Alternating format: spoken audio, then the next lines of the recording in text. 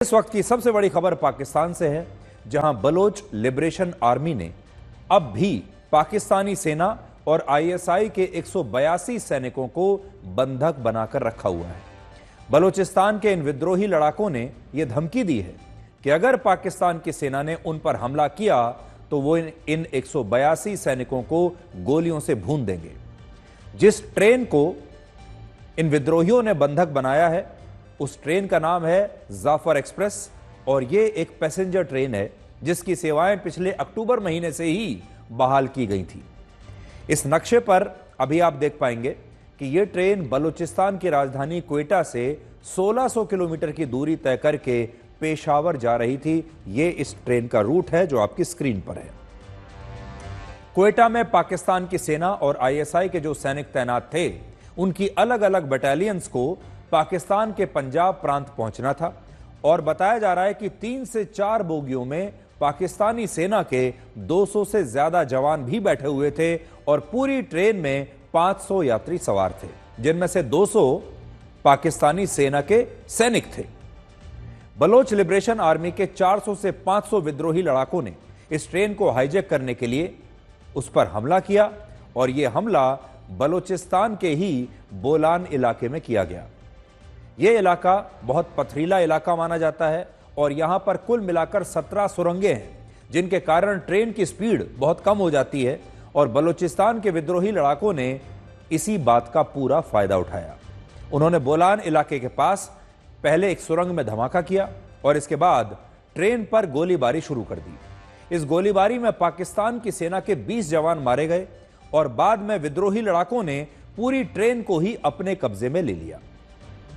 अब भी यह ट्रेन बोलान पास की एक सुरंग में खड़ी है और पाकिस्तान की वायुसेना ने मदद के लिए अपने हेलीकॉप्टर्स इस इलाके में भेजे हैं, लेकिन वो भी अभी तक बंधकों को छोड़ा नहीं पाए हैं। तस्वीरों में आप पाकिस्तानी एयरफोर्स के इन हेलीकॉप्टर्स को देख सकते हैं। बलूचिस्तान लिबरेशन आर्मी के प्रवक्ता ने इस हाईजैक को लेकर 3 बड़ी जानकारियां दी हैं। पहला, उसने आम यात्रियों को छोड़ दिया है, जिनमें महिलाएं और बच्चे भी शामिल हैं। दूसरी बात, पाकिस्तान की सेना ने इस ट्रेन की निगरानी करने के लिए एक ड्रोन वहां पर भेजा था, जिसे बलोच लिबरेशन आर्मी ने नष्ट कर दिया है, यानी मार गिराया है। तीसरी बात, जिन विद्रोही लड़ाकों ने ट्रेन को बंधक बनाया है यानी हाईजैक किया है, वो एंटी एयरक्राफ्ट गन्स से लैस है, जो लड़ाकू विमानों को ट्रेन में बैठे बैठे ही निशाना बना सकते हैं। और बलोच लिबरेशन आर्मी ने यह धमकी भी दी है कि अगर पाकिस्तान की सरकार और सेना ने इस हाईजैक के खिलाफ कोई भी हमला किया तो वो बंधक बनाए गए सभी 182 पाकिस्तानी सैनिकों को वहीं पर जान से मार देंगे। इस हमले में बलोच लिबरेशन आर्मी की मजीद ब्रिगेड शामिल है और यह वही ब्रिगेड है जिसमें फिदायीन हमलावर शामिल होते हैं, जो आत्मघाती हमला करके इस पूरी ट्रेन को 1 सेकंड में उड़ा सकते हैं और वो अपनी जान की परवाह बिल्कुल नहीं करेंगे। और यही बात इस वक्त पाकिस्तान की सरकार और सेना को बहुत डरा रही है, क्योंकि जिन लोगों ने इस ट्रेन को अभी तक अपने कब्जे में लिया है वो सारे फिदायीन लड़ाके हैं, यानी वो 1 मिनट में अपने आप को भी उड़ा लेंगे और इस पूरी ट्रेन को भी उड़ा देंगे। पाकिस्तान जैसे देश बलोच लिबरेशन आर्मी को एक आतंकवादी संगठन मानते हैं, जबकि हमारा देश भारत इसे आतंकवादी संगठन नहीं मानता और इसीलिए हम भी इन्हें आतंकवादी नहीं कह रहे, बल्कि इन्हें हम विद्रोही कह रहे हैं या लड़ाके कह रहे हैं। ये जो संगठन है ये 25 साल पहले वर्ष 2000 में बना था और ये खुद को क्रांतिकारियों का एक समूह कहता है जो पाकिस्तान से बलूचिस्तान की आजादी के लिए जंग लड़ रहा है। तो बलोच लिबरेशन आर्मी ये कहती है कि हम बलूचिस्तान की आजादी के लिए लड़ने वाले क्रांतिकारी हैं, हम आतंकवादी नहीं हैं। यह पाकिस्तान का सबसे बड़ा और खतरनाक विद्रोही गुट है, जिसके पास 6000 विद्रोही लड़ाके हैं। नई पीढ़ी के रॉकेट लॉन्चर्स हैं, यानी मॉडर्न हथियार हैं। M16 सीरीज की ऑटोमेटिक राइफल्स हैं, जिन्हें अमेरिका बनाता है। और इस संगठन के पास बलूचिस्तान में एक बहुत तगड़ा नेटवर्क है, जिसके कारण पाकिस्तान की सेना इस संगठन को अपने लिए सबसे बड़ा खतरा मानती है। वर्ष 2024 में बलूचिस्तान में 938 हमले हुए थे, जिनमें सबसे ज्यादा 302 हमले इसी बलोच लिबरेशन आर्मी ने कराए थे और यह संगठन सिर्फ ड्रग्स और अफीम की तस्करी से ही हर साल 650 करोड़ रुपए कमाता है। एक जमाने में पाकिस्तान ऐसे आतंकवादियों को ट्रेनिंग दिया करता था जो भारत में आकर आतंकवादी हमले करते थे, भारत की फ्लाइट्स को हाईजैक कर लिया करते थे। और इन्हीं में से एक हाईजैक को कंधार हाईजैक कहा जाता है, जिसमें वर्ष 1999 में पाकिस्तान के आतंकवादियों ने इंडियन एयरलाइंस की IC-814 फ्लाइट को हाईजैक कर लिया था और बदले में भारत से मसूद अजहर जैसे 3 खतरनाक आतंकवादियों को छुड़वा लिया था। और ये आतंकवादी आज भी पाकिस्तान में खुलेआम घूम रहे हैं। लेकिन समय का चक्र देखिए कि आज इसी पाकिस्तान में, जो पाकिस्तान हमारे देश में आतंकवादी हमले करवाता था, जो हमारी फ्लाइट्स को हाईजैक करवाता था, जो अपने आतंकवादियों को ट्रेनिंग देकर हमारे यहां भेजता था, आज उसी देश में पाकिस्तान में सबसे ज्यादा आतंकवादी हमले हो रहे हैं। और अब बलोच लिबरेशन आर्मी ने पाकिस्तान की एक पूरी ट्रेन को ही हाईजैक कर लिया है। वर्ष 2012 में अमेरिका की तत्कालीन विदेश मंत्री हिलरी क्लिंटन ने पाकिस्तान से कहा था कि आतंकवाद उस सांप की तरह है जो एक न एक दिन उसे भी डसेगा, और आज पाकिस्तान के साथ यही हो रहा है। अगर आप अपने घर में सांप पालोगे तो एक दिन ये सांप आपको ही डसेगा, और पाकिस्तान ने भी बिल्कुल यही किया है। आज पाकिस्तान के पाप का घड़ा भर चुका है और अब इसी महीने जारी हुए ग्लोबल टेररिज्म इंडेक्स में पाकिस्तान पूरी दुनिया में दूसरे नंबर पर आ गया है, जिसका मतलब यह है कि आतंकवाद से प्रभावित देशों की सूची में पाकिस्तान अब पूरी दुनिया में दूसरे नंबर पर है।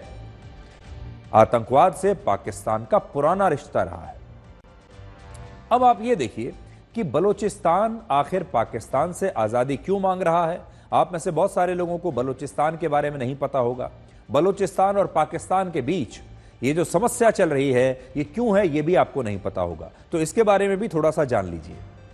बलूचिस्तान प्रांत दक्षिणी पाकिस्तान और ईरान की सीमा पर स्थित पाकिस्तान का सबसे बड़ा प्रांत है। आप कह सकते हैं पाकिस्तान का सबसे बड़ा राज्य है, और प्राकृतिक संसाधनों के मामले में यह पाकिस्तान का सबसे अमीर और समृद्ध प्रांत है।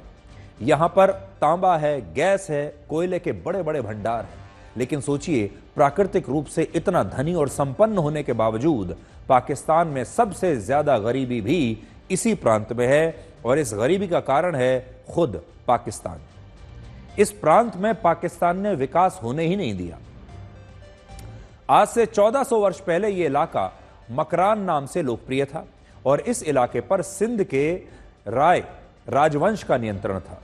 यह बात उस समय की है जब इस इलाके में इस्लाम धर्म नहीं पहुंचा था, और उस वक्त यहां ज्यादा आबादी या तो हिंदुओं की हुआ करती थी या बौद्ध धर्म के लोगों की थी। तो इसलिए यह बात याद रखिएगा, यह बलूचिस्तान वो इलाका है जहां पर ज्यादातर हिंदू या बौद्ध रहा करते थे, इस्लाम यहां पर नहीं पहुंचा था। 7वीं शताब्दी में जब अरब में इस्लाम धर्म की स्थापना हुई, उसके बाद अरब से आए विदेशी आक्रमणकारियों ने इस इलाके पर हमला किया, और धीरे धीरे इस इलाके की पूरी डेमोग्राफी बदल दी, आबादी पूरी बदल दी, और इस क्षेत्र में हिंदू और बौद्ध धर्म का वर्चस्व समाप्त हो गया और इस्लाम का वर्चस्व शुरू हुआ।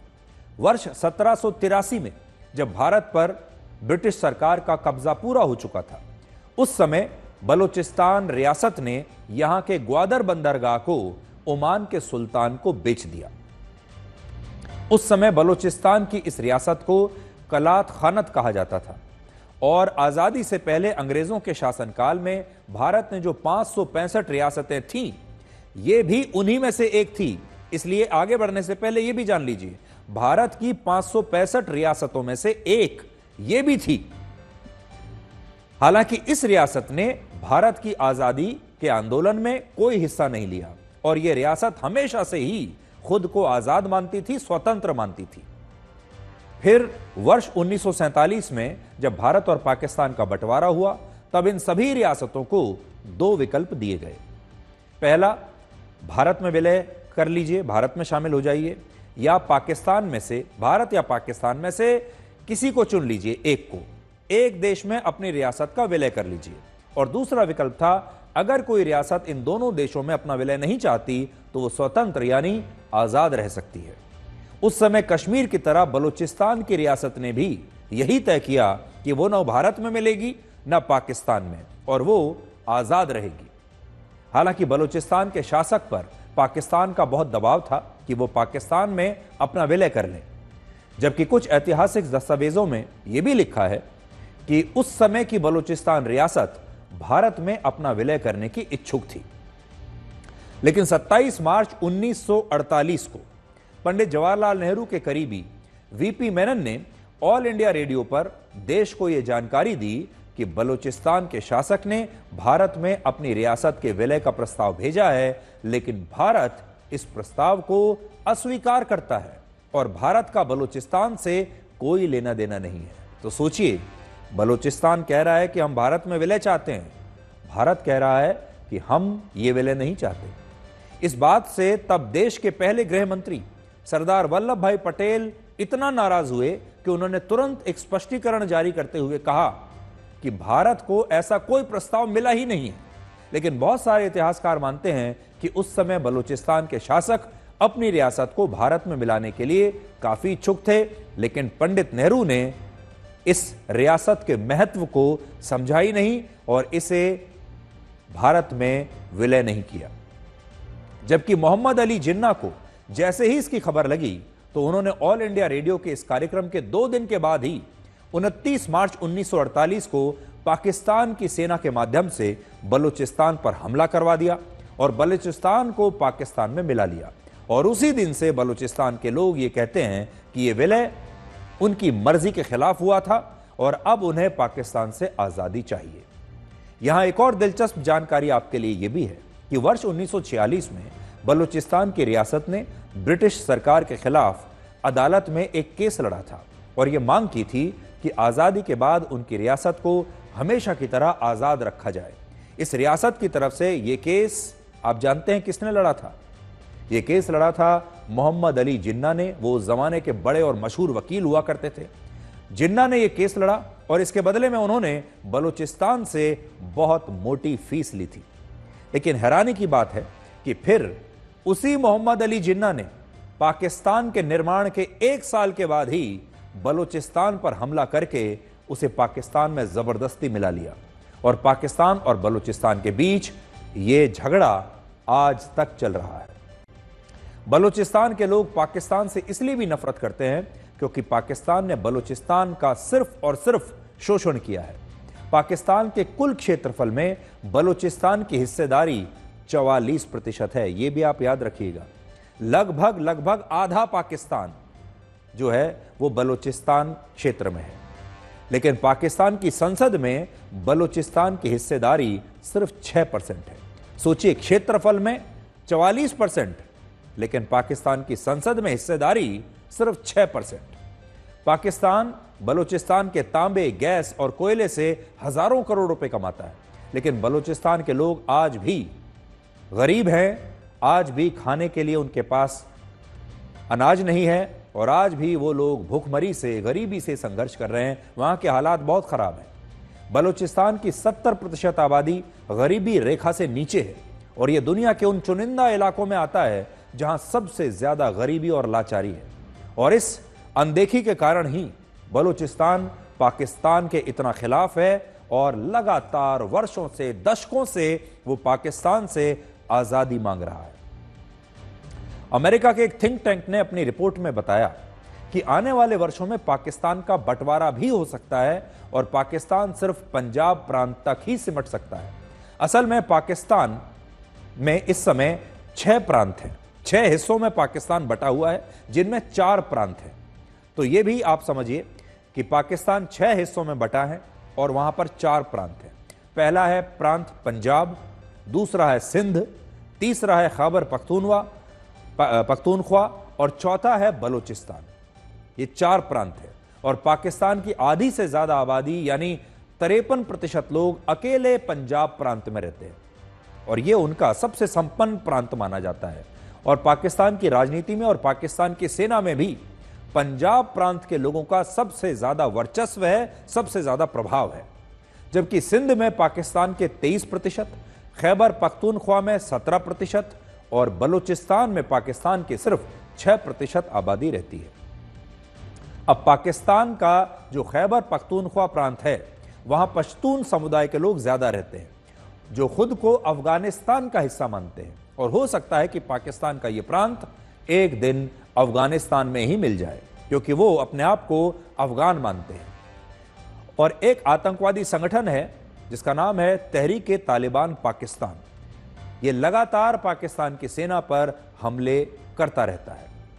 बलूचिस्तान प्रांत में पहले से ही आजादी के लिए आंदोलन चल रहा है, और बलूचिस्तान एक अलग देश बनना चाहता है जिसकी राजधानी ग्वादर या कोयटा हो सकती है।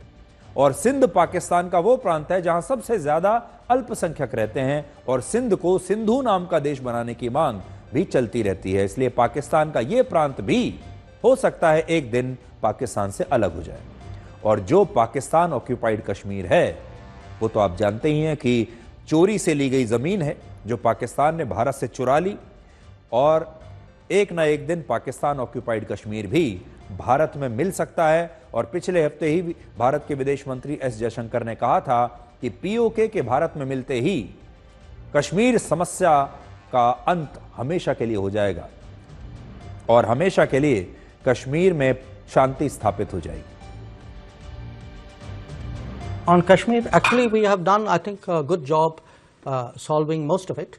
I think removing Article 370 was one step, number one. Then restoring growth and economic activity and social justice in Kashmir was step number two. Holding elections, which were done with a very high turnout, was step number three. I think the part we are waiting for is the return of the stolen part of Kashmir, which is on the under illegal Pakistani occupation. When that's done, I assure you, Kashmir solved.